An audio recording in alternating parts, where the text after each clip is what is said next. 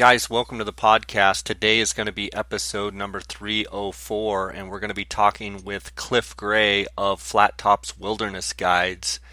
And we're going to be diving into a whole bunch of topics. I'm actually going to be recording this, or did record this, on location up at Cliff's outfitting business up at his property there in Colorado.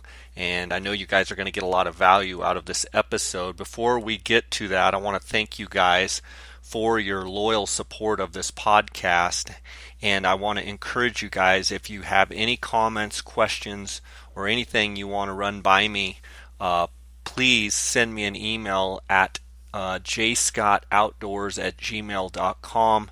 You can also follow along on Instagram at jscottoutdoors. You can send me a direct message there as well. I just want to thank you guys for your loyal support. I also want to encourage you, if you haven't already, to go on iTunes and leave a review. Leave a fair review, leave positive comments, and I appreciate that. A couple reminders, the KUIU Mobile Showroom is going to be in Boise, Idaho, June 29th through July 1st, Idaho Falls, Idaho, July 6th through the 8th, Bozeman, Montana, July 13th through the 15th, Denver, Colorado, July 20th through the 22nd, Colorado Springs, Colorado, July 27th through the 29th. I'm going to try and make it to the Denver dates there, July 20th through the 22nd. You can go to KUIU.com and check out the dates for the KUIU Mobile Showroom and the KUIU World Tour. You can also, the schedule's posted on my Instagram account. Guys, I want to thank you so much for your support, and let's get right to this episode with Cliff Gray. Welcome to the J. Scott Outdoors podcast. I am on location here in Colorado, and I'm right on the edge of the wilderness here with Cliff Gray of Flat Tops Wilderness Guides. And I've gotten a tour of your place today. It's pretty awesome to see where, you know, your business takes place. It's a gorgeous place. What elevation are we at here, Cliff? So we're at right around 8,200 feet. 8,200 feet. And Cliff, how long have you owned this business? So I bought it where I guess we're closing in on 5 years ago. 5 years. And for those that haven't heard you on the podcast, you've been on several times. Why don't you give kind of a brief intro or background on the hunts that you provide, you know, your main staple hunts and such, and services that you provide here out of this camp? Sure. So you're kind of sitting at the base station for us where we do all of our packing. My business is primarily elk hunts. But I do probably 20% of it now is deer hunts, and a lot of those we do actually out of here. But as you can see, it's mainly a wilderness packing operation. You kind of saw our facilities. So all of it's horseback in to wall tent style camps, and primarily it's in the Flat Tops Wilderness. We hunt a little bit of the adjacent Forest Service, but that's our main, let's say the core of our business, particularly out of here. In September, I do a few goat hunts in other areas, but primarily we're just a wilderness hunting business. We do a little fishing in the summertime. I've been kind of trying to build that up. We've discussed that a little bit, and again, those are mostly full day fishing trips, and then we do some overnight stuff. A lot of that summer. Oh, go ahead. Is that in lakes, or is that in rivers or streams, or what is that? So most of our day fishing stuff is in streams, just because of the distance. There's a couple lakes we can get to, but most of the real high alpine lakes, it needs to be like a couple day trip. Gotcha. And we've kind of got an assortment of lakes up there. Some are larger, and then some are smaller lakes. The Flat Tops is interesting because it has a history of actually aerial stocking of the lakes, but also, given all of them are natural lakes, a fair amount of them have died off. Some of them, have the depth that they haven't died off, so they've actually got pretty big fish in them. So it's just figuring out all of that. But go ahead. Mostly brook trout, or what do they have up there? Yeah, so in the like where my summer camp is, which I was showing you on the map, it's 16, 17 miles in there. All the streams there are actually all native cutthroat. So you don't run into brook trout in there, and then the lakes are, for the most part, we catch cutthroat in them. There's actually one lake that way back in the day was stocked with Mackinaw, so it's got some pretty big fish in it. But for the most part, the high alpine stuff, at least in my experience, has been mainly cutthroat. And in some of those lakes, I mean, is it common to see big cutthroat, or most of them, 8 to 10 inches, or do you get, 16, 18-inch fish? Yeah, I would say that like anything bigger than 14 inches is getting there. That's the bigger side of things. And I've got some guys that work for me. You've met a couple of them that are really into the fishing part of it. I personally have never been like a really intense into the fly fishing business as I have in the hunting. Hunting's always been my passion. So I'm kind of letting those guys, particularly Jimmy, who you met, kind of pursue that and build it up. It's a great area, particularly for a guy, as you know, Jay, there's probably 1,000 different places you can fish around here. They're all exceptional. There's a lot of places to float. So it's, I think what we're going for is to have a little more of like a different type of fishing trip. It's going to have a horse component. It's going to have kind of the wilderness component, if that makes sense. I imagine in some of the high lake fishing that I've done, they're not real picky. So, I mean, it's definitely a place where you can come and probably catch a lot of fish. They're really beautiful fish, and there's probably nobody around. Yeah, I mean, particularly up in the really far remote stuff. I mean, I've never had a problem catching as many fish as I wanted to, and that's saying something because I'm by no means an exceptional fisherman. And you fish with dynamite, so I mean. That's right. But yeah, no, it's just kind of I've never had a hard time. Like you say, they're pretty aggressive in my experience.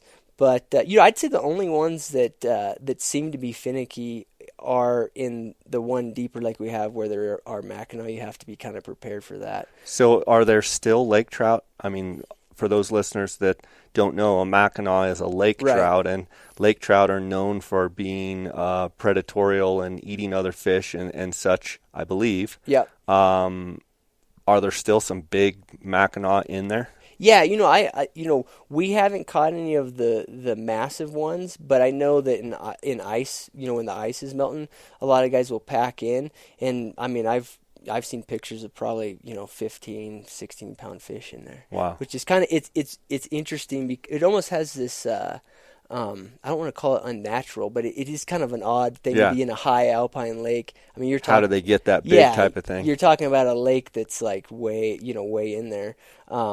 But they're just an aggressive fish, the survivor, right? Yeah.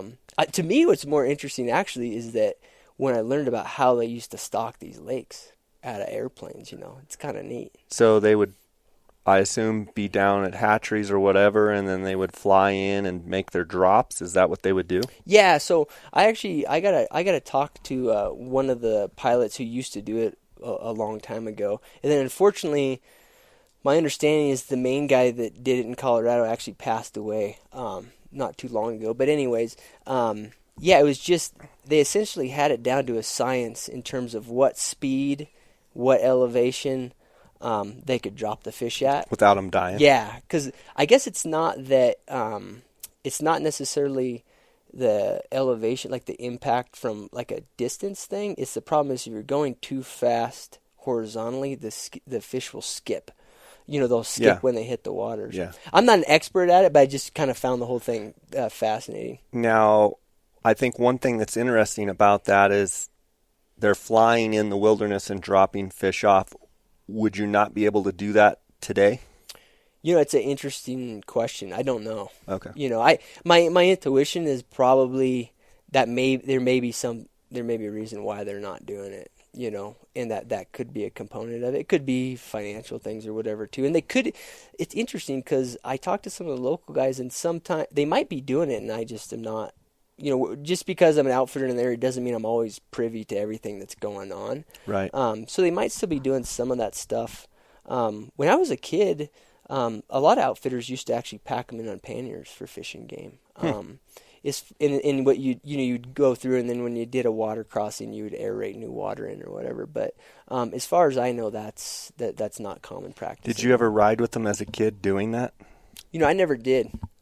No. Now, you talk about growing up. You grew up not too far from here, but I thought I would tell the listeners. So this morning, I spend the summers in Carbondale, Colorado, between Carbondale and Basalt, and I came north into Glenwood Springs, and then I hit I-70, and then from I-70 I turned and went east, and I drove following the Colorado River up Glenwood Canyon, and then when you kind of get out of Glenwood Canyon going east, you get to a place called Dotsero, which while I was waiting, Cliff met me there, but I made a little tour, and there's quite a few houses starting to pop up there. That little subdivision there, I can remember years ago, seemed like they just started, and now there's quite a few rooftops there.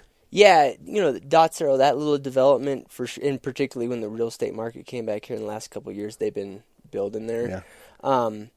But that goes for everywhere in the Vail Valley or the Roaring Fork where you're at. I mean, it's kind of interesting, Jay, because when you come here, it seems like there's a lot of developable land, but a lot of hunters realize this, but other people don't, that most of it's public land, and it's really probably very far from ever being developed.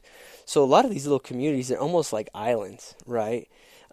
So there's really not that much more that can be developed. Eagle's pretty tapped out, and then Dotsero's kind of the last fringe of development, probably in the Vail Valley. And coming back to the wildlife thing, that's affected things here. But I guess one thing nice is that there's only so much development that can happen. Right, it's going to ultimately be tapped out here after Right. a while. So I turned at Dotsero. If I would have kept going east, I would have gotten to Gypsum, which I believe it's American Gypsum is the company. I could be wrong. Oh yeah, they've got a plant down there. Yeah, they got a plant there, and then on up the road you've got Eagle, then you've got Edwards and Avon, and then you've got Minturn, Vail. Vail's only 2 hours from Denver, just to try and give the listeners kind of a geographic, where we're at. And so north of I-70, north of Dotsero, and north of you here would be Steamboat Springs, and it would be north and quite a bit to the east. And then what would be like straight north and west? Would that be like Meeker? Yeah, so if you go across, like I was showing you the map of the flat tops, if you go directly north across from me, and then you I guess it'd be slightly northwest, you'll hit Meeker and all that country, and that's still very much an outfitting agriculture community. And so it's actually interesting because it's not that far from here as a crow flies, but it's actually quite a bit of distance driving ways. Mm-hmm. But that. I mean, the flat tops. That's a big area. Your concession. Do they call it concessions here or areas? We call them permits. Permits. Like roughly how many acres are in your permit? So our areas aren't necessarily exclusive. Like we've got some gray area in terms of our borders. So I guess the better way to answer the question is like, how much do I hunt? I probably hunt, roughly 115,000 acres. That's been my best guess when I look at it. But there's a fair amount of geography in there, and it varies year to year. If we've got a lot of weather, we probably hunt just a subset of that. Yeah. Whereas if we don't have much weather, we might be hunting more than that. And the topography, I thought it was interesting as we're coming up the Colorado River. So we're coming up the Colorado, and then it bends, and then the Eagle River Valley goes on up towards Gypsum and follows I-70.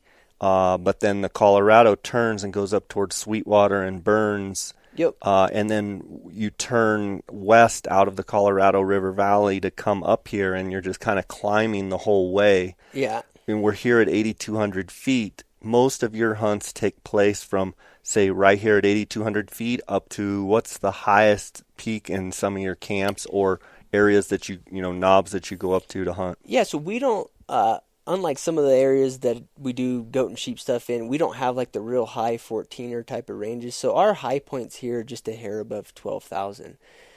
But what's interesting is it's not, when you're up at the top here, like a lot of the country is at timberline, because it's almost like a plateau at timberline. So you'll have rolling meadows with that kind of that short stubby timber that's really rolling between being below timberline and above. It's not like you don't get the real intense mountain peaks. Right. So our mountain peaks are really just kind of, they might be a big rim rocky outcropping, kind of like that picture there. Mm-hmm. And so that'll be your peak, and you get up on the top there and you'll be 12,000, maybe 50 feet above that or something. So tell me about our winter that we just came out of. Tell me about snowpack levels, conditions of the your country that you hunt, and anything that might be average or abnormal for this year, or is everything pretty much the same as always? It seems to me that like it's caught up to average. We for sure had, at least in the segment of the mountains here above our place, we had a higher than normal snowpack. We've been starting to cut trail and that sort of thing, so we kind of have an idea of what the snow's looking like. And given the last week of pretty darn warm weather, it seems to have caught up. As you can see, our creeks are starting to run a little clearer, so we've peaked runoff and all that. So I would guess it's going to be probably pretty typical. Probably sometime around the first couple of days of July, we can get into our furthest camps. It does seem to me that the elk calved a little bit lower than they did before, but that was because snow had them still down here and there's just no green up higher. But other than that, it seems to be like a pretty normal year. As you saw, like the one thing unique about our area, and I guess this applies to 35, 26, 24, like a lot of the units along the Colorado River, is if you're used to driving like the Vail Valley or the Roaring Fork even, you don't see all that winter range. I mean, we have a massive amount of undeveloped winter range, which is nice. Mm-hmm. So like when there's a lot of the hoopla about the Gunnison Basin, snow levels and that sort of thing, killing deer, we didn't have that just because we had less snow here, but also we've got all that good winter range. It's got good southern exposure. So I think they're doing pretty good. I've talked to the Fish and Game guys. Animals seem to have done well. They're not concerned about the deer. There's some concern on the elk. They've cut a bunch of the female harvest, which I think is a good thing. But I don't think that has to do with anything to do with conditions. It's more just game management over the last decade. So cow numbers across the board have been cut on all hunts? Yeah, so particularly on the late season cow hunts, which were really high success, they cut them. And then I think they've done that in several units around the state, particularly these big units that are big over the counter stuff. And I think that's a function of, one, lower cow numbers, but we also have historically low calf ratios, and they're working on that, trying to figure it out. So, high lion counts and low calf numbers. Yeah. Imagine that. Yeah, I mean, from the other podcasts, that I'm going to go there always. But yeah, I mean, everybody knows what's going on. There's too many. There's more bears than there has been historically, and our predator numbers are for sure up. And we face political things here where it's hard for these guys to manage that. For sure, and it's one of those things that once it starts sliding, it's hard to get on the other side of it, and so it's it's definitely something to think about. You get on the wrong side of that predation curve, it could be ugly for a while. Yeah, like you're saying, it could take a really long time. Yeah, and as hunters, we got to realize that you're. It's really interesting, Jay, because I actually even remember as like a kid. When you learn about like basic like biology of animals, you always hear about the cycle, right? And I think that's a reality, right? You have this cycle of game and predators, but as hunters, do we really want that cycle to be like really volatile? Do you really want 15 years of no elk hunting or devastated elk numbers or whatever? I don't think you do. You know what I mean? Mm-hmm. And there's a lot of science in that and everything else, but But I think Colorado, for a very long time, has been able to mitigate a lot of that volatility. We've always had really strong elk herds, and that's made like a really strong hunting community here for residents and non-residents. So hopefully we can kind of keep that tact, For sure. Now, you grew up not too far from here on a ranch south of Gypsum, right? Or kind of outside of Gypsum? So I spent part of my childhood on a ranch. It's more directly south of Eagle. South of Eagle, Yep. okay. And then you guys moved to California, Yep. but you come from a ranching family and been around horses and stock and such your whole life. How easy of a transition was it for you to go from having that kind of be just second nature, just the way it is, to running an outfitting business where you have, I would assume you have, 50, 60 head of stock? Yeah, so when I'm running full swing in rifle season, usually, like last year, I think I had about 55, 56 horses and mules. I think any outfitter that runs like something remote, you either got airplanes, you either got horses, or you either got boats, and they're all a pain in the rear. But the horse thing is there's a big learning curve to it, to anyone. If you didn't grow up with it, it's a challenge, and even if you did, they're a pain, and they take a lot of resources, and then you got to get your staff kind of tuned up to using horses, and that's a challenge. I don't know. I was talking to I don't think we've talked about this before, but I was talking to a couple of my buddies in British Columbia, and it seems to me that even there, maybe with the additional resident pressure they're facing, there might be a little comeback in some of the horse stuff, because a lot of the guys up there, just because of cost and whatever else, they haven't used horses, in the last decade. So, but they need to go back and hunt some of those more remote spots. So, the horse packing thing, I don't know. It's always love hate, right? Mm-hmm. It's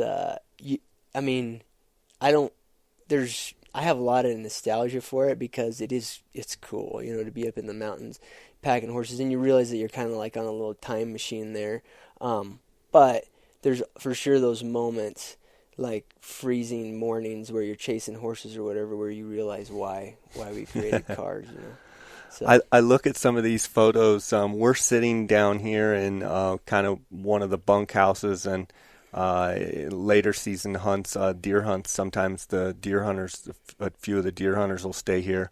But really cool looking at some old big pictures, and they're probably, I'm going to say 2.5 feet tall by maybe 3.5 feet long. Big, nice mural type photos, and there's some over here with a big bachelor herd of bulls, and then there's a big string of obviously probably the outfitter before you, right? That photo? Yeah, so that was a big string of horses and mules packing out.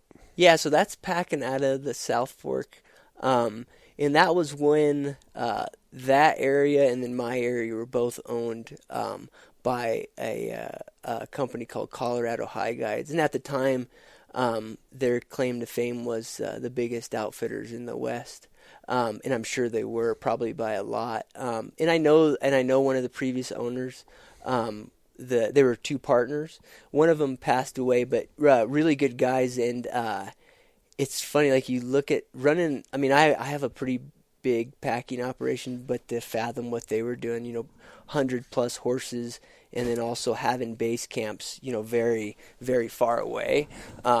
It's pretty wild to watch, right? You look at those pictures and you kind of think, yeah, that was when there was real men, right? Yeah, I'm kind of looking at it. It's snow covered. Looks like there's probably 6-8 inches of snow on the ground. It doesn't look exactly too warm, and I'm thinking, man, I'm not that tough. Yeah, and actually the guy who I'm sure he's in that picture. He actually wrote a kind of a biography about his time here, and like they have, particularly coming out of the South Fork. They have stories of coming out chest deep at horses and stuff like that. Some pretty intense stuff. So I think that picture probably doesn't even depict the intensity of it. I'm sure.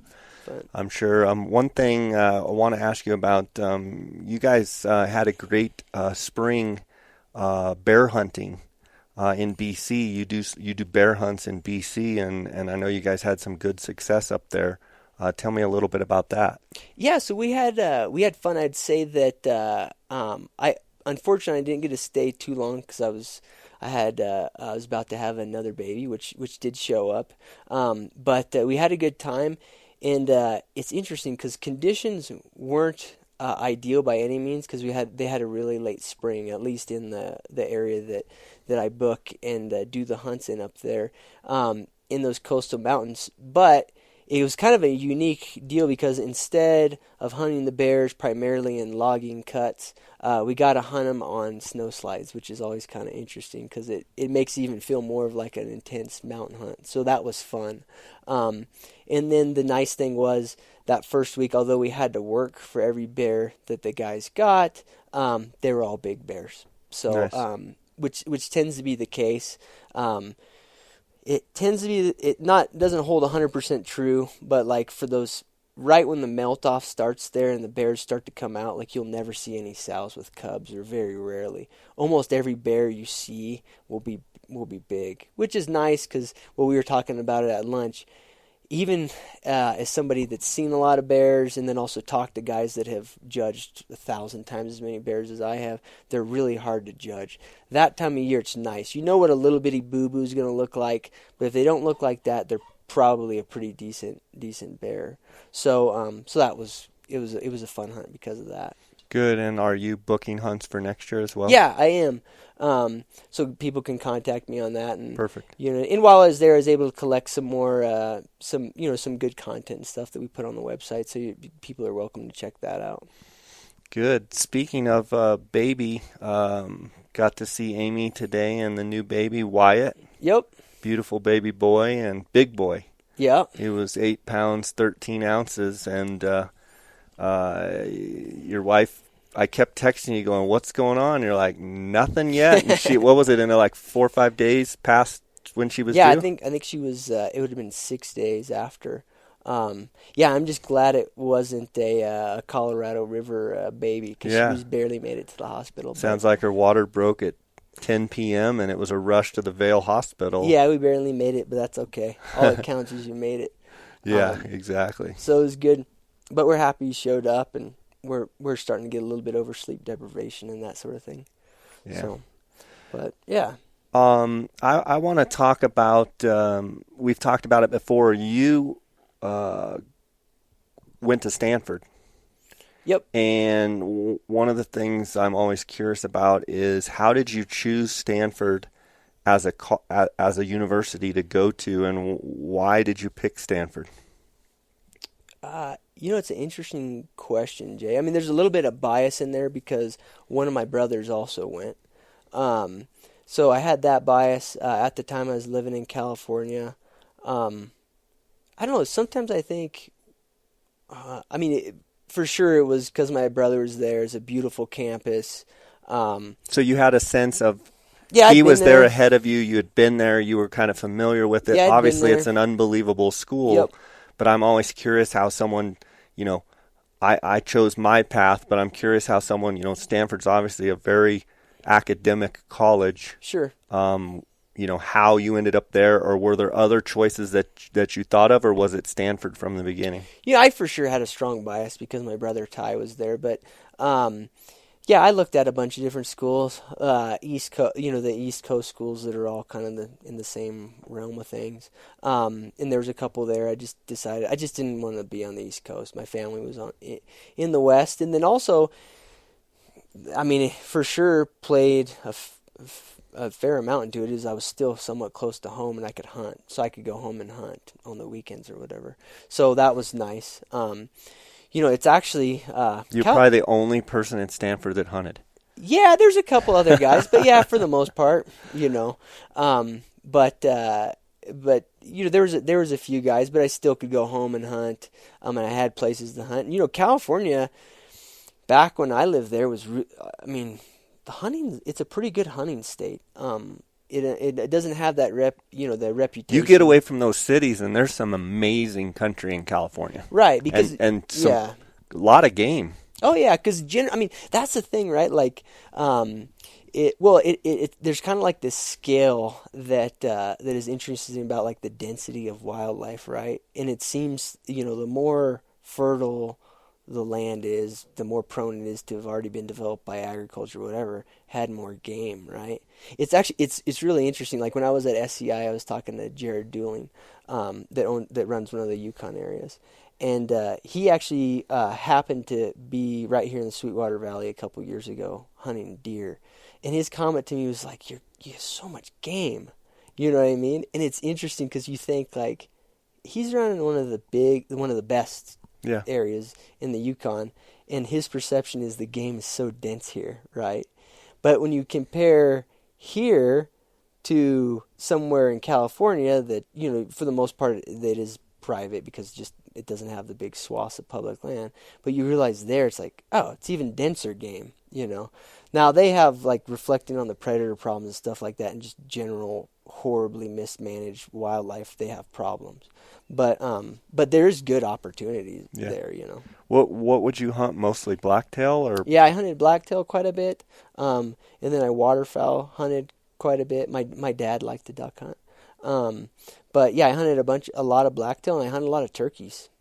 That's probably the one thing I miss most about here. I mean, I know you're a big turkey hunter, and they come right where we're sitting. Miriam's will come out here and strut and everything, but it's on a draw, and a pretty tight draw. And it's almost, I don't want to say comical because it bums me out, but it's funny to think about having to draw a turkey tag. But I miss them. That's probably the one hunt that I'll get back into eventually.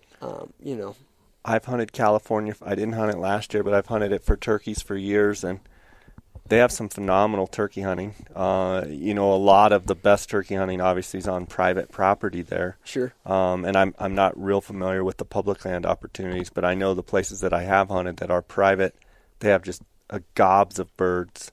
And I know they do have quite a bit of public hunting, near Redding and near Sacramento and some of those places. Sure. So moving forward, the Colorado Draw just came out, and you've been booking hunts, and just kind of curious how your outlook is for this season. Obviously, I'm sure it's subjected to, how good the weather is, and hopefully it won't be like last year. But what do you think with reduced antlerless numbers, and you got any outlook for us? Yeah, I think the elk hunting will probably be close to kind of status quo. It's going to take a couple years for really like a reduced female harvest to make a big difference. I think we might have a little bit of an uptick just watching the bulls here in the spring. There was for sure more bulls that made it through in that 5x5 range and stuff that would have typically been taken in a normal weather year. So there's probably just a higher bull ratio is my guess, a legal bull ratio. But elk, like always, is going to be pretty weather dependent. And then deer, kind of analogous. Again, a lot of guys blew their points last year, given my advice or other people's advice, and then it turned out to be one of the toughest fourth seasons probably we've had in a decade, just because it's so mild. Just warm, yeah. So when it's warm like that, the deer are just spread out all over, and hard to find because the country's so big.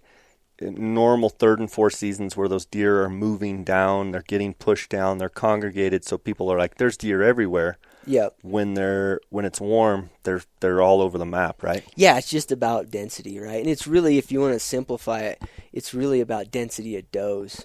Like our does will get into little aspen pockets where in a normal year you go down there and see 40 does before the rut. Like you're going to go back in there, and bucks you saw in the high country, bucks that are 10 miles from there in the summertime or whatever can show up. So it becomes a lot easier to hunt them there. When your does are spread out because you've got no snow push, there's feed everywhere, and then in addition to the fact that it's not cold enough to really get them up other than just the wee hours of twilight and then in the morning, it's more difficult to hunt them. You're still going to kill them. You're still hunting the rut, and the rut, people might differ with me on this, but my personal opinion is the rut really doesn't change. like in terms of the actual dates. You can, maybe on the elk there's some viable debate there, but I mean, you see these mule deer does around my house. They're having fawns at the exact same time they always have. So I don't think that there's much really there. The deer are still in rut. They're still got that in their mind. They're still kind of dumb. It's just it's a little bit harder to find them. For sure. You mentioned you're going to be doing some goat hunts, and I've talked to you before about the podcast about goat hunts. Anybody out there that has a goat tag in Colorado or across the West, what is some advice that you would give to people with goat tags? I think it's probably a little cliche, but try to get in good shape. And then, kind of on that is maybe if you can spend some time in the summer in goat country, the type of terrain they live in, get in shape, and then if you expose yourself to that terrain, because one thing that's maybe unique to goat hunts is there's going to be moments where you're scared to death, just because of and there's a legitimate danger in a lot of goat country. So to go up and get familiar with some of it, I think is always, a good piece of advice. And it doesn't matter where you're at. Like, goats in BC, goats in Alaska, goats here. Yeah, there's some differences, and, the guys in BC will argue their terrain's more rugged or whatever. But generally, goats are on rocks. And so everywhere I've seen them, they tend to be that case. There's some anomalies that interior BC, they will get out in grassy, like little grassy slopes where they've never been hunted before. But for the most part, you got to get used to that nasty rocks, because that's where they're going to be, So if you're going and looking for goats, what's the first thing that you look for? In terms of trying to find a big one, or just... No, just trying to find mountain goats. Oh, in terms of their habitat? Topography. Yeah, I mean, the first thing I'll go to... Well, what I found with goats is that the nannies and kids, and then the bigger billies and the bachelor groups of billies are almost like a different species when it comes to the habitat. Because one thing is you're never hunting them during their rut. Their rut's way past any of the seasons. There might be an exception to that. Well, I know there is, like Bolin and Lewis, they hunt them in the rut, but that's like an anomaly in the mountain goat world. So for the most part, your billies are going to be separate from the nannies and kids. The nannies and kids generally, like in a high alpine basin, here it's going to be, from 12.5 up to 13.5, where there's some grassy slopes, but, scree. You can, you look at it through your binoculars, you can walk across that, and you're not going to be scared. It's all good. That's where you're going to see nannies and kids, typically. And then the billies will be above them in the rougher stuff. A lot of, billies are more likely to be the ones you look across at some, 13.9 big, scree field that there's impossible to get on, and there's a goat in the middle of it. That's going to typically be a billy. So, I mean, just look on your topo map for the gnarliest, nastiest, craggiest peaks, and then when you're physically out there going, when you just look with your eye and you go, where's the roughest, nastiest spot? Right there. Okay, that's going to be where the goats are. Yeah, and look, and then you can, like billies, a lot of times will be unapproachable because of where they're at. And there's for sure cases, I think anybody that's hunted them very much knows that there's places, one, you can't get to them, or if you shot them there, what would be the point? You know what I mean? It's just, you can't yeah, the goat's going to get destroyed. You don't know if you're going to be able to recover it. You would never want to do that. So in those cases, most goats will go somewhere, like if they're not being messed with too much, they will go to a little grass or something on a slope, or they'll go to water. They'll find a little seep. So you can kind of pattern them that way to get them somewhere where you can shoot them. But yeah, to me, like I was taught, because the billy nanny thing, until you've looked at a lot, it's pretty tough. You really got to look at a bunch to know. I was actually originally taught by guys here in Colorado that have hunted them forever, first use where they're at. And that's going to get you 90% of the way on sex, right? If they're in this type of terrain, you pretty sure they're a billy, if not, and then add on your other variables after that, and that seems to be pretty valuable. I rarely will kill a billy out of a group of nannies. Last year I actually did it twice, but that's pretty rare. So you can pick through one of those goats was not an immature billy, but just there like 3.5-ish, 4 years old. So those you'll kind of see with nanny sometimes, but for the most part you won't. You'll see them in groups of 2 or 3. Dar and I are excited to go on our Alaskan goat hunt. Neither of us have been to Alaska, and neither of us have really been around goats. I've seen a few here and there, but very, very limited knowledge of them. What will a billy weigh? Like here in Colorado, I don't know. Are you hunting? You're hunting coastal Alaska? Kenai Peninsula. Yeah, I gotcha. So those goats, my guess, are probably bigger body size. But here, the bigger goats seem to go like what a big mule deer goes. Like a 300-pound one's pretty darn big. Okay. It's interesting you ask that question, because I always think goats are way bigger than mule deer, because whenever I guide a mule deer hunt, typically the guy just wants a shoulder mount. Mm-hmm. But on goats, you're always packing full body capes. So like when you first asked that question, I thought to myself, they're like 500 pounds, because it sure as hell seems like it. But yeah, they're really right about like a beefy mule deer seems to be a good size one. But they vary quite a bit, because it's weird. Like the other thing, like back to your original question about habitat with them, is they're really localized. Like they will stay unless they're messed with a whole lot, they will stay in one spot, like a little bitty mountain range, for their whole life. And that makes them susceptible to over harvest and stuff too because of that.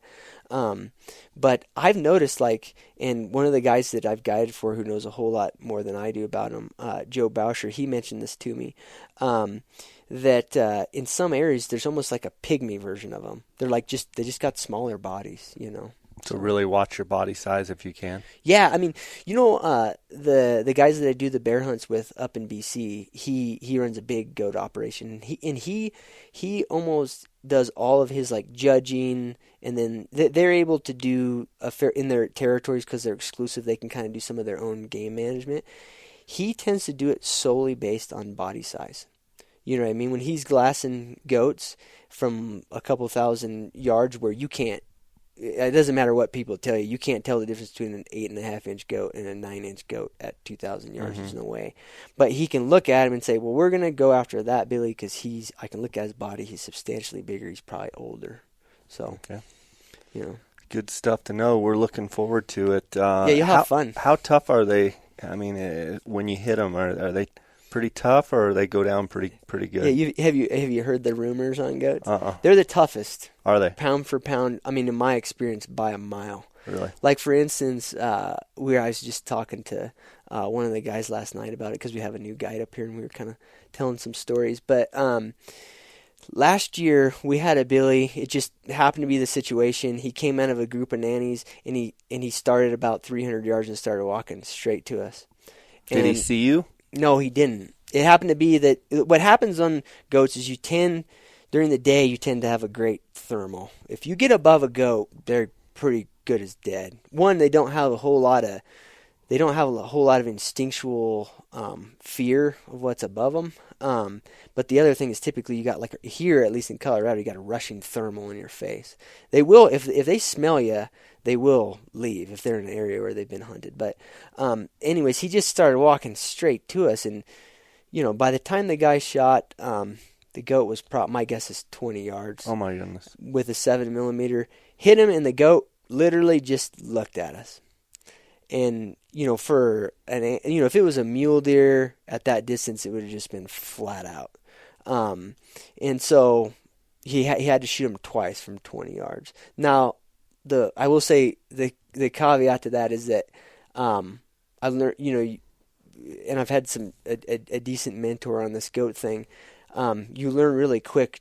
You don't ever shoot a goat, and if it's still standing, you never just wait for it to die. Keep shooting. Yeah, you want them to be on the ground. A lot of guys will recommend you just pin them through the shoulders just to get them stopped. And that has to do with their terrain. You don't want to put yourself in danger or get the goat all beat up or whatever. But they're notorious for just taking a leap, just one last hurrah, right? So they have that reputation. 2,000 feet to the bottom. So in this case, the guy hit him really good from 20 feet. I'm sure the goat would have died, but I told him to shoot it again because it was in a great spot, and let's keep him there. But that just giving the idea. Like, it's the only goat I've ever seen flat out, like, hit the dirt was one that got shot in the face. That's the only goat I've ever seen hit. Just first shot hit the deck. Wow. So, and I mean, I'm not like I don't have like thousands of goat experience, but I think you'll hear guys reiterate, like, they're pretty tough, So Dar's going with the bow. You say take a dozen arrows with him? Yeah, I don't know. I've never guided a bow hunter, but that'll be fun, to chase him with a bow. So I don't know if that toughness applies to that also. I mean, I assume it does, But he's got to be. Are you guys getting in shape for it? And yeah, excited. I know I am, Colburn. If you're listening, I'm coming for you. So no, we've been having fun with it. We've been jawboning at each other a little bit. He's like, "How many miles do you do today?" And I'd tell him, and he'd say, "Oh, I did, whatever." 5.25, he's always trying to a quarter mile more, and I say, well, what elevation were you at? Yeah. And he's like 1,000 feet. I'm like, okay, I'm at 9,500 to 10,000. He's like, oh. Yeah, what's the elevation of the goat area? It's only like 2,500 feet, so. Yeah, it's so funny because, like, the guys I interact with in British Columbia, their country's really rugged, and where you're going, same kind of coastal ruggedness, I assume. They always argue like, oh, you guys in Colorado have it so good. Your goats are an easy country or whatever. And some of that, there's some truth to that. But I always get them because it's like, you guys are killing goats at 3,000 feet. We were killing goats at 13,900. Yeah. So there's a whole lot of oxygen difference there. Yeah, it's okay. I mean, they probably have some truth because a lot of that is just rugged. Sure. You know what I mean? Like from the bottom, from the base to the top, it's just super rugged. But I always pull over the elevation argument on them. Yeah, well, it's the outfitter Frank Sanders that we're going with is a friend of ours, and he kind of sent us some maps where we're going, and I was looking at like it's only 2,500 feet. Mm-hmm. But then I realized where we're starting is at basically 10 feet, and we're going straight 2,500 feet up. So sure, I mean, sure. What did you glass them from the coast, or? From what I understand, we're flying in to a beach, and then we're hiking up to a high point, and then looking across some basin. Yeah. And he's says he's hunted there several times and had some good success. Cool. So he'll have them figured out. Yeah. So that's a good deal. I'm sure you guys are looking forward to it. It's funny, like, I think if I was out of the outfitting business, it sounds ridiculous, but that's probably the first hunt I'd do is a goat hunt somewhere else. I was going to ask you that, with as much outfitting as you do and as much business as you do here and hunters that you take and such, some of your personal hunting gets, put on sure. Because you're basically eating up most of your fall. Yeah. No, it does. But I mean, I think it's okay. I think you do too, Jay. Like, you view a lot of those hunts as to some extent your own. Yeah. You know what I mean? You get an opportunity that a lot of people don't to understand certain species. That's the way I feel like, I love hunting myself as well. Yeah. But I love, like, you get to watch this basin and, this country from, September all the way through when the leaves change, through all the different seasons. And it's almost, I know from my own perspective with some of the other hunts that I guide, it's almost addicting to be in a place and watch it from start to finish through the seasons. Sure. It's almost like you just feel like you can't miss, a second season or a third season. You got to be there for all of them because it's so neat. No, I think you're totally, and I think maybe this is speculation. That's why some people are so obsessed with mule deer, and then in the outfitting world, sheep, because a lot of these guys see they see the rams grow up.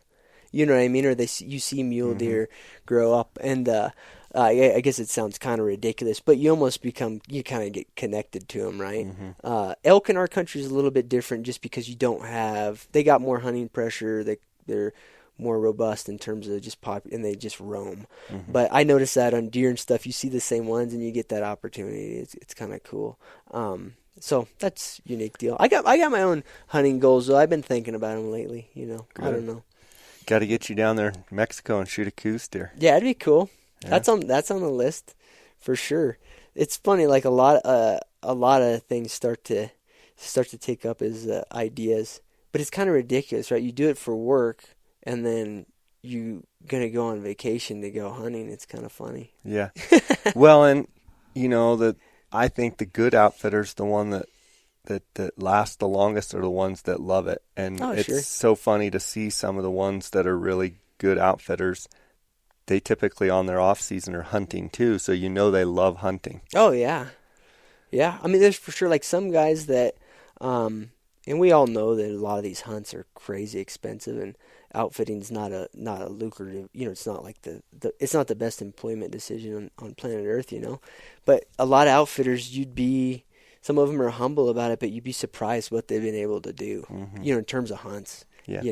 Well, I think a lot of it too is opportunities, people they meet and know, sure. and trading hunts, different things where they become buddies. Like you've become friends with guys in BC, and sure. you're doing different hunts, and you get exposed to a lot of different opportunities. Right. That brings me back full circle, and I've given you a hard time about it before, and talked to you about going to Stanford and doing as well as you did, and working you and your brother and your business, and suit and tie, and very successful at what you did, and sure. you left all that to come back to outfit. Yeah. I think it speaks directly to your sense of adventure and leaving career path of millions of dollars, of making lots of money and sure. doing that to come back and outfit. It speaks probably to what's in your heart, and that's the adventure, the spirit of the hunt. I'm just curious if you speak to it. Yeah, no, I mean, I guess it's super cliche, but at some point you realize you only do this one time, right? You only got one life. So, and that's not a knock on anybody that works really hard and goes on awesome hunts 10 days a year or whatever. I totally understand that dynamic, and sometimes I'm very envious of that, but for me, and it could just be how I'm wired or whatever, I just had to do it. You have to do it, and because I always laugh about it, particularly when there's like frustration, like everybody has this. You get frustrated about certain things, and you're talking to your wife or whatever, and it's like, well, the way I can justify it is, when I'm old, I'll never say, you know what, I wish I sure as hell didn't do that. You know what I mean? And it may not been, the best decision on a bunch of economic levels or whatever, but you got to do it. Yeah. All you're going to do is regret it. So if you don't. So that's my view on it. The other thing I'll say, Jay, and I'm very lucky in this regard, is that I came from a family that's pretty supportive of that. Nobody told me I was an idiot for doing this or that. And so I think that, try to be humble about that, because if you don't have that support and you got people around you tell you're a moron because you're making stupid adventure decisions. You left millions of dollars to be an outfitter. Whatever. Like, I've never, not one time in my life, have had somebody tell me that. So I think you got to throw that in there as a grain of salt, because it's hard. I mean, if you got people around you telling you that, no, you got to do this, you're an irresponsible person or whatever. And I'm not someone to say that you shouldn't take care of things in your life and family, but it's way easier if you got Well, I would say if you have those people around you, get rid of them. Period. Yeah, that's true. If you've got that negativity around, it's your life, and you decide what makes you happy. And I think it's a perfect example of, here's a situation. You go to Stanford, you go and you get, let's just call it a finances, a Wall Street type job, a big time job that most people would look at and say, oh my gosh, everybody in the world would want to do that. And you did it. You did very well at it. Yeah. And you decided, I want to be an outfitter. I say that, and I always bring it up, and you're probably like, I'm sick of you bringing it up, but it's just hopefully the listeners aren't sick of it. It's just a cool story of there's more to life than money. Yeah. And I mean, look around us here. It's just incredibly gorgeous, and Sure. You've got a thriving family, a thriving business, and you're doing what you love, and there's more than one way to skin a cat. For sure. And I think it relates to your listeners and stuff, Jay, because a lot of guys that are doing a couple hunts a year, they're actually kind of the anomaly. There's a lot of guys that have dreams of going on hunts every year, and I don't mean this to be like self-serving. I'm not like pushing people to come hunt with me or any other outfit or whatever, or do your own do-it-yourself hunts or anything. But there's a lot of guys that all they do is dream about it, and years and years and years pass. And to me, almost anybody, and I hope this doesn't sound asinine, you can go on a $5,000 hunt if it's a do-it-yourself Alaska moose hunt or guided elk hunt or whatever, and you can make up for it. Mm-hmm. But you can't make up for the fact you're getting older, mm-hmm. So you can't stop time. Yeah, exactly. So I think it all relates, right? You Yeah. know, I was talking to one of my guides about like the doing the Grand Slam or whatever, like people who are into that. I'm sure you've been around a lot of guys that want to do that. And every once in a while I hear people talk negative about it or whatever. I'm like, I think it's achievable for most anybody. The hunts are ridiculous expensive or whatever, but why not? Brendan Burns, I did a podcast with him, and one thing he said, it's priorities. Yeah. Yes, they're expensive, but most people over the period of their lifetime, if they want it bad enough, they can make sacrifices to make things like that happen. Whether it's a $50,000 hunt, on the surface it sounds like a lot. Sure. But if you want it bad enough, there's things that you can do, second jobs, work at night, work weekends, like you can make it happen. Yeah. You can side hustle. And so I think it's, it's easy to make an excuse why, it's just a rich man's deal. Well, if you want it bad enough, I don't care who you are, you can make things happen. Right. Yeah, and it's just, just like, and this kind of probably reiterating what he said, to some extent it is, but like you say, you can make that a priority in your life and do it. It's just stone sheep are a scarce resource. Desert sheep are a scarce resource, so they're going to be expensive. But, I don't know that it's, flying into some beautiful place in northern BC or whatever and spending 10 days and it costs you $35,000. Yeah, it's a ton of money, but I got to replace my Ford diesel truck, and it's going to cost me $70. Yeah. So I'm not demeaning just life and its challenges, but come on. But there's all sorts of things like if you didn't eat out all the time for 4 years in a row, you would have a stone sheep hunt. Yeah. That's just economics. That's just numbers. That's just the facts of people that eat out. They end up spending $10,000 a year eating out. Right. They don't think so when it's $32 here and $32 there and $76 there. But when you add it up, there's your stone sheep hunt. So I don't want to get on my soapbox too much, but no. But I think to me, it's motivating to talk about it because that is probably something I want to do in my life at some point, is do the Grand Slam. And maybe I'll catch some flack or whatever for that. Do you want to do the Grand Slam to do the Grand Slam, or do you just want to do it because it's the adventure of the Grand Slam? I just want to go to the places. Yeah. That's really what it is. Exactly. I just want to go. I've done some BC, but I haven't been into the good stone sheep areas in northern BC. I haven't done any of like like guys will say a lot of the doll hunts are like the most rugged stuff there is. I haven't done that. And then even going to Mexico and doing a desert sheep or if I was lucky to draw a tag, it's just you get to go to the spots. Yeah. Yeah, there's certainly people that chase after the slam that they want the slam to be able to tell their buddies they want the slam, and then I don't know that I'm super into that, but I think the slam is cool because it's an achievement, and it's something that not many people do, and it's pretty neat. But for me, it's more about the adventure of each hunt, and if I'm fortunate enough to get to do all four, it would be pretty cool to tell the story.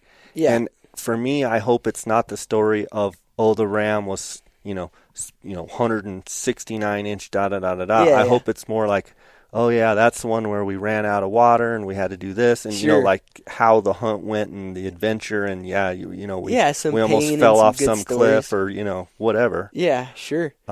Sure. When I think, I'm totally with you on that. And then a lot of it, a lot of these to achieve that, particularly on stone sheep, a lot of guys are going multiple times.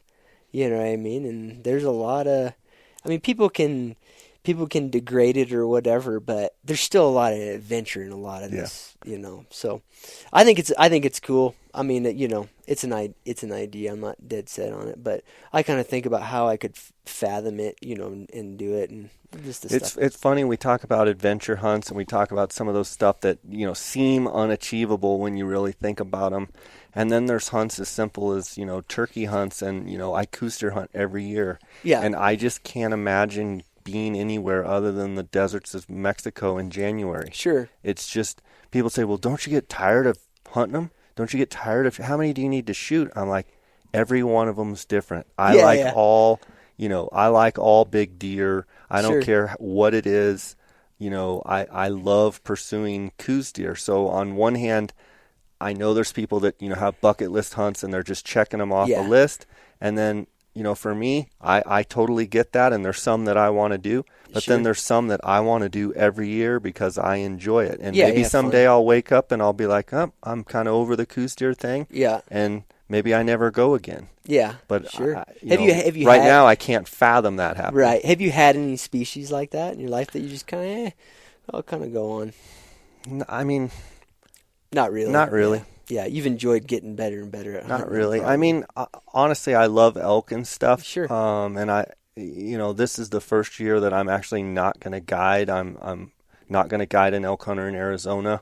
I'm going to actually go to Jackson Hole, Wyoming. I've always wanted to spend the rut in the national park, which some people think it's crazy.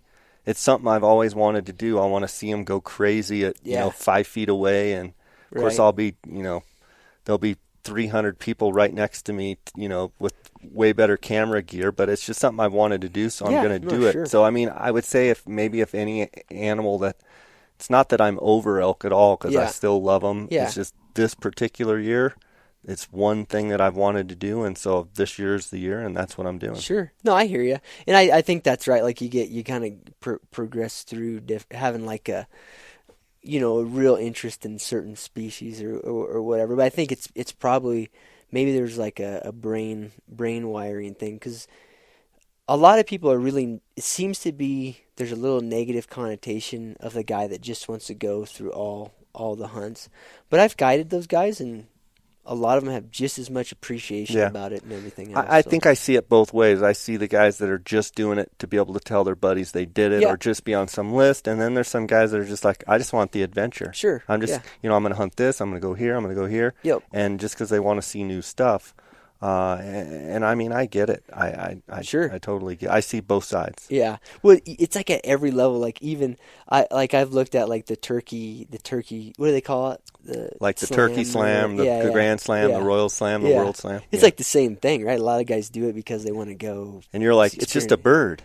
You know, yeah, but exactly. But I've also thought, oh, really? That's kind of cool, though. There's several species you can look at them. So it is neat, and there's like you say, it takes you a lot of different places.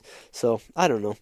But again, it just goes back to that. It's kind of wild. Like you do the hunting for a living, and then you want to go and hunt. For me, a hunt that, you know, I'm just really, really looking forward to is in 2018 going to go on a Dall sheep hunt. Yeah. For me, you know, I've never seen a Dall sheep. Sure. I just want to go see the country. I'm going to Arctic Red River and you know, the Northwest Territories, and it's just, I want to go experience that backpack hunt. You know, they say you walk, you know, 7 to 10 miles a day, sometimes even more. Sure. It's just, Dall sheep to me is the one animal right now that I'm just so intrigued with. Anybody that's hunted them, I sit there and ask them all sorts of questions and can't get it out of my mind. And people are like, "Well, do you want a heavy broomer, or do you want a real twisty one?" I'm like, I don't know. I just want to see them. I want to experience it. Like, I really don't care. Yeah, just check them out. Yeah. Sure. And then it's cool to fathom that there's guys that are so into that species, just like you are on the turkeys or coos deer. Yeah. Right. Like, like that Justin Schaefer. Yeah. I was talking to him. He drew a tag over here. We were BSing about it. The guy's killed a bunch of Dall sheep. Yeah. It's pretty neat, you know. So that's good. I gotta do a shout out to the Ben at Arctic Red River. He's got some very cool YouTube videos. He does. Yeah. So what's his last name? Sturek? I think if you look up Ben Sturek on YouTube, I thought his videos were awesome. Yeah, he's got like a horseback Stourac, I believe, Ben Sturek, and I've watched every one of them, and the adventure just, and it's not like it's any fancy, he's just editing it and just, rough edits, but it's showing the whole hunt. Yeah, it's cool. So it's really cool. Yeah. I mean, there's nothing, Ben, don't take this wrong. It's not like a professional video. It's like just him filming the hunts, then he cuts them a little bit and puts them out there. And it's awesome because it catches everything from flying in to hiking to, screwing up stalks and, like him pointing like 3 ridges over, and he's like, yeah, we're going over there. And you're, from a viewer watching the video, you're like, oh, they're going to go from here to there? Are you kidding me? Right. Yeah, and I don't even know Ben. I just ran into the videos, and I was like, these are cool. Yeah, that's where I'm going. Yeah, same area. Yeah, right? same area. That'll be cool. I'm stoked. That'll be cool. Anything on your, in the back of your mind that you're like, man, I really want to go on a certain hunt? I don't know. I mean, stone sheep's probably there. It's not in the real close future for me, but probably a coos deer's probably there too. Honestly, Jay, just because I enjoy that type of hunting. Mm-hmm. At least my understanding of it. A lot of glassing and spending time doing that. So those are there. Like I said, to be honest with you, probably my own goat hunt. Mm-hmm. That sounds crazy, but have you drawn in the state of Colorado? No, I haven't. Are you? Yeah, I will. Is a tag imminent? Oh yeah, anytime here because I've been putting in for a long time. I'll get one here soon. But it's funny because I used to not really have the urge. The big urge to do my own goat hunt, but it's just been kind of now I'm kind of like, it might be fun, yeah. So that, and then like I said, stone sheep, and I like British Columbia a lot. So all those hunts appeal to me. Mm-hmm. I think it's beautiful, and a lot of it's, I don't know, the remoteness and the adventure. Different, yeah, a little different. Yeah, everything's different, Yeah. But who knows? You might ask me next year, and I get to talking to people in a different area or whatever. You know how it goes. You probably run into the same thing. Yeah. So. Well, it was good to see you guys at SCI. You guys were down there and ran into you there. And obviously great to see your place here. Encourage any of the listeners that have want to hunt Colorado to give Cliff a call. I want to give you a chance, Cliff, to let people know where they can find you. And encourage them to follow Cliff on Instagram, and he's got a great website and great blog and stuff on his website. Sure. So, yeah, the best things are the website, ftguides.com, and then my Instagram, Cliff, CLIFFGRY. Those are the best way to get a hold of me. Awesome. Well, thanks for having me here, and thanks for showing me around. It's been awesome. Been really good to see your place here, and now I can kind of put it all together now that I've seen it, and really, really neat place, super organized, great staff here, and it's obvious you run a really, really good operation here. Yeah, no, I appreciate it. It's fun to kind of do these in person too. Yeah, for sure. You do them over the phone and you don't get the same kind of interaction, so I'm glad you were able to make it up. Awesome. Well, until I see you next time, God bless, and I want to thank you guys, the listeners, for tuning in to this podcast, and feel free to send me an email at jscottoutdoors@gmail.com if you have any questions or comments or people you want to see on the podcast. And I want to take a second to thank the sponsors, and you can go to the show notes of this podcast episode to see the different discounts and such using the JScott promo code. And I want to thank GoHunt.com Insider, Kuiu Ultralight Hunting, Phonescope.com, and the guys at the Outdoorsman's. And guys, until next time, God bless.